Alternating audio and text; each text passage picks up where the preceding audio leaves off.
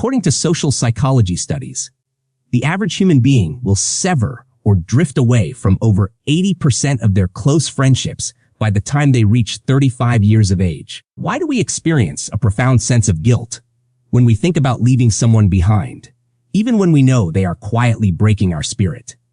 Is it possible that the painful drifting you are feeling right now is not a tragedy, but a calculated movement of life guiding you toward your true destiny?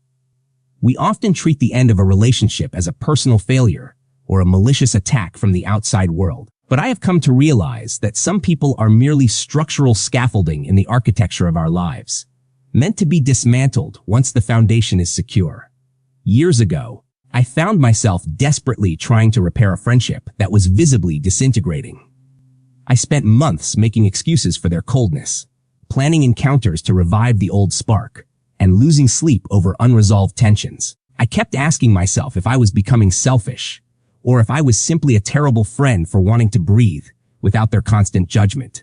The truth is, I was terrified of the empty space that their departure would leave behind. But when I finally stopped forcing the connection, I noticed something remarkable about how the universe operates. The removal of certain people is not a punishment. It is an energetic eviction designed to save you from a room that has grown too small for your future.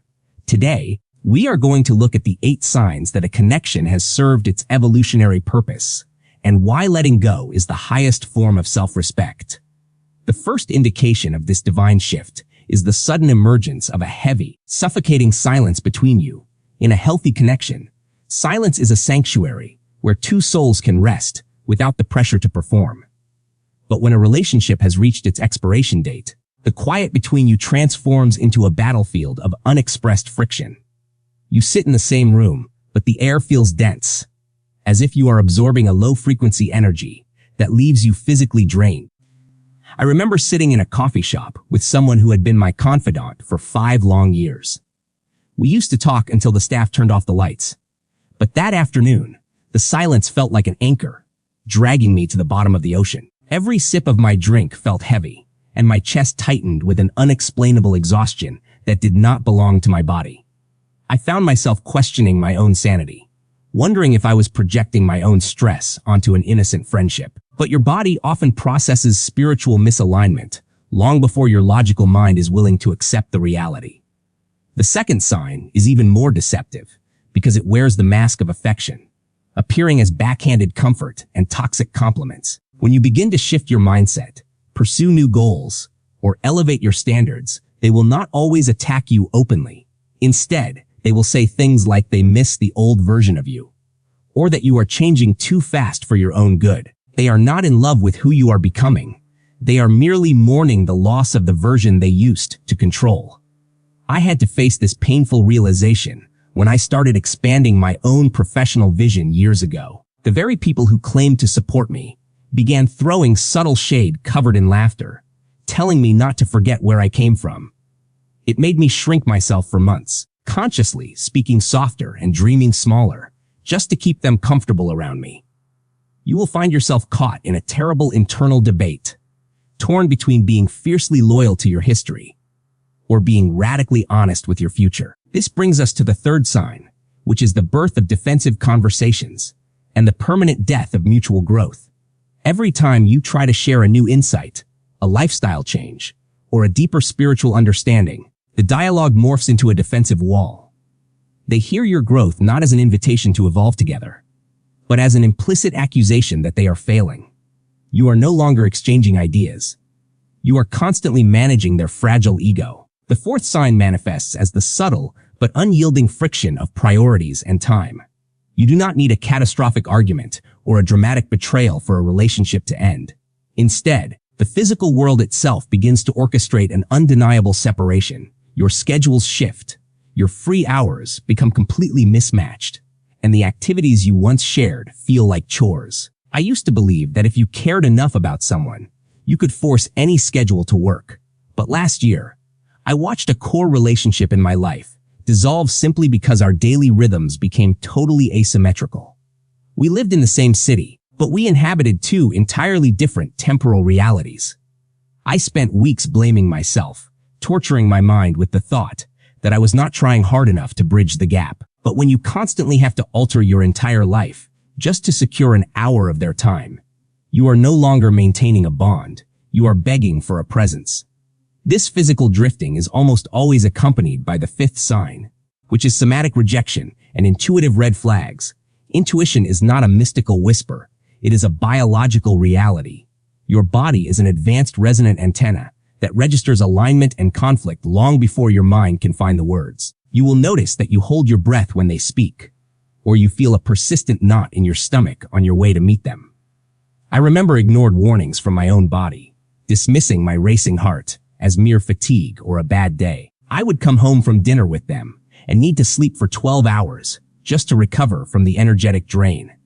If you are honest with yourself, you are terrified of what that fatigue means because it forces you to admit that the comfort of the past is gone. This brings us to the sixth sign, which is the undeniable completion of the karmic contract. Every person who enters your life carries a specific structural purpose, an assignment designed to teach you a lesson about boundaries, self-worth, or compassion. But we commit the grave mistake of demanding that temporary teachers become permanent residents. When the lesson is fully integrated into your soul, the invisible contract between you is automatically liquidated. The seventh sign arrives when your heart is suddenly filled with detached compassion. You no longer carry the heavy baggage of burning anger, the desperate urge to fix them, or the need to win a final argument. You look at their flaws and their stagnation with a deep sense of understanding, but you observe them from a safe, untouchable distance.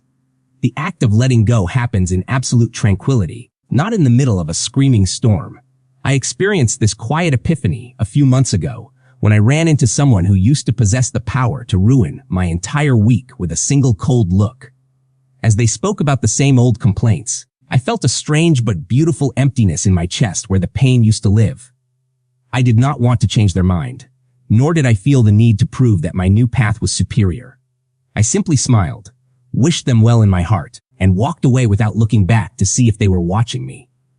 I used to torment myself with the terrifying thought of being completely alone, wondering who would catch me if I severed these old, familiar safety nets. But the moment you stop bleeding your vital energy into a dead connection, you trigger the eighth sign, which is the immediate emergence of the vacuum effect.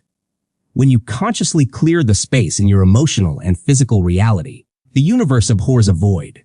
New opportunities, aligned partnerships, and individuals who share your exact frequency begin to manifest through effortless synchronicity. You do not have to chase them down or beg for their validation, because they are naturally drawn to the open space you just created. Looking back at the entire journey, I realized that every painful departure was actually a profound act of love from the universe. I spent years mourning the people I lost, blinded by the short-term sting of rejection, unable to see the grand architecture of my own evolution. If you are standing at that terrifying threshold right now, do not mistake the ending of a chapter for the destruction of your entire book. The path ahead requires you to place your ultimate trust in the flow of life, rather than leaning on your own limited understanding of comfort. Thank you so much for watching this video until the very end, and if this message resonates with your journey, please subscribe to the channel to join our growing community.